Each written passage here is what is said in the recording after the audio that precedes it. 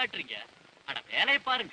மருத நல்லா வச்சு மருத கில்லாட வச்சு அறுத்து போடு களத்து மேட்டுல சின்ன கண்ணு நல்லா அடிச்சு தூத்தி அளந்து போடு செல்ல கண்ணு பொதிய ஏற்றி வண்டியில பொள்ளாச்சி சந்தையிலே பொதிய ஏற்றி வண்டியில பொள்ளாச்சி சந்தையிலே விருதுநகர்